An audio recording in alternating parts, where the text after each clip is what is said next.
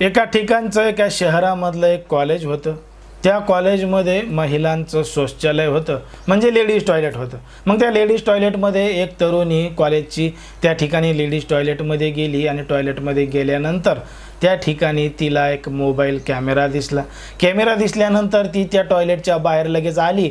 तिनं बाजूच्या टॉयलेटमध्ये डोकावून पाहिलं तेव्हा तिला त्यामध्ये कोणीतरी असल्याचा संशय दिसला आणि तिनं बाहेरून दार लावून घेतलं।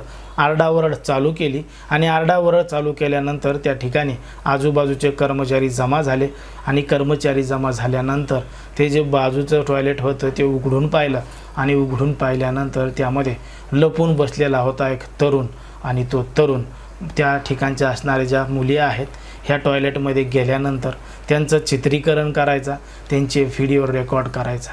जेव्हा त्या कर्मचाऱ्यांनी त्याला पकडलं, मुख्याध्यापकाच्या कॅबिनमध्ये नेलं, त्या ठिकाणी कोंडून ठेवलं, तोपर्यंत या संपूर्ण प्रकरणाची माहिती पोलिसांना देण्यात आली होती। घटनास्थळी पोलीस आले होते, पोलिसांनी पंचनामा केलेला होता, आरोपीला ताब्यात घेतलं होतं। पण मात्र आरोपीला ताब्यात घेतलं असून सुद्धा कॉलेज प्रशासनावर सुद्धा कडक कारवाई करावी अशी मागणी पोलिसांनी केली होती। नेमकं काय आहे संपूर्ण प्रकरण, कुठं घडली आहे घटना, हे आपण अगदी सविस्तरपणे पाहणार आहोत। पण जर तुम्ही अजूनही आपलं चॅनल सबस्क्राईब केलं नसेल तर लगेच सबस्क्राईब करून घ्या, बाजूला असणाऱ्या बेल नोटिफिकेशनला सुद्धा ऑन करायला विसरू नका।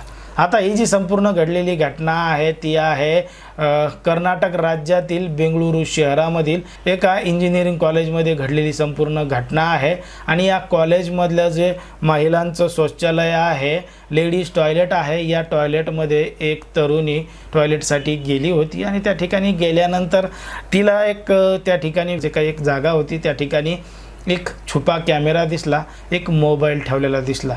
जेव्हा तिला समजलं की या मोबाईलच्या माध्यमातून कोणीतरी व्हिडिओ रेकॉर्डिंग करतंय, व्हिडिओ शूट करतंय, तेव्हा ती तात्काळ त्या टॉयलेटच्या बाहेर पडली आणि कोणीतरी बाजूच्याच कॅबिनमध्ये लेडीज टॉयलेटमध्ये लपलेला आहे असा तिला जेव्हा संशय आला तेव्हा तिनं बाहेरून ते दरवाजा लावून घेतला आणि बाहेरून दरवाजा लावून घेतल्यानंतर त्या ठिकाणी आरडाओरड चालू केली। आरडाओरड चालू केल्यानंतर आजूबाजूचे कर्मचारी तात्काळ त्या ठिकाणी आले आणि तात्काळ त्या ठिकाणी आल्यानंतर लपून बसलेला जो तरुण होता त्याला ताब्यात घेतलं। ताब्यात घेतल्यानंतर त्याला प्रिन्सिपलच्या कॅबिनमध्ये नेलं आणि तिथं त्याला डांबून ठेवण्यात आलं, कारण की त्यांनी पळून जाऊ नये म्हणून। जेव्हा त्याची संपूर्ण माहिती काढली तेव्हा समजलं की तो याच इंजिनिअरिंग कॉलेजच्या 7व्या सेमिस्टरचा विद्यार्थी आहे आणि तो अशा पद्धतीनं कॉलेजच्या मुलींचे लपून लपून व्हिडिओ काढत होता। कधी बाथरूममध्ये, कधी टॉयलेटमध्ये तो मोबाईल लपून ठेवायचा, शूटिंग काढायचा आणि त्यानं 15 मिनिटाचं रेकॉर्डिंगसुद्धा केलेलं होतं। जेव्हा घटनास्थळी पोलीस आले होते, पोलिसांनी त्याला ताब्यात घेतलेलं होतं, त्याचा मोबाईलसुद्धा जप्त केला होता। त्यामधून हे समजलं होतं की त्याच्या मोबाईलमध्ये 15 मिनिटाचं रेकॉर्डिंग झालेलं होतं आणि 15 मिनिटाच्या रेकॉर्डिंगमध्ये सगळं काही अगदी स्पष्टपणे दिसतसुद्धा होतं।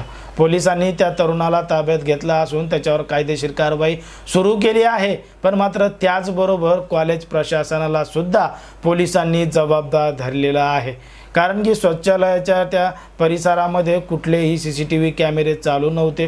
CCTV कॅमेरे फक्त दिसायलाच होते, ते कॅमेरे चालू नव्हते।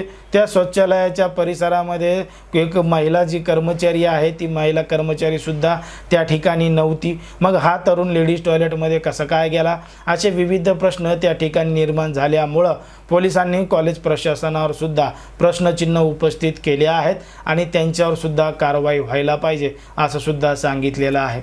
एकंदरीत जर आपण पाहिलं तर कशा पद्धतीनं घटना घडतायत, अशा लोकांसोबत नेमकं काय केलं पाहिजे, समाजामध्ये, देशामध्ये, राज्यामध्ये अशा घटना मोठ्या प्रमाणात घडताना दिसत आहेत। पण मात्र या संपूर्ण घटना का घडतायत, कशामुळे घडतायत, अशा लोकांची मानसिकता नेमकं कुठं चालली आहे असा देखील प्रश्न आता आपल्याला पडू लागला आहे। कोणाच्याही भावना दुखवणं, कोणाचंही मन दुखवणं हा आपला उद्देश नाही। समाजामध्ये, देशामध्ये, राज्यामध्ये ज्या पद्धतीनं घडतंय तेच सांगण्याचं काम आपण या ठिकाणी करत असतो।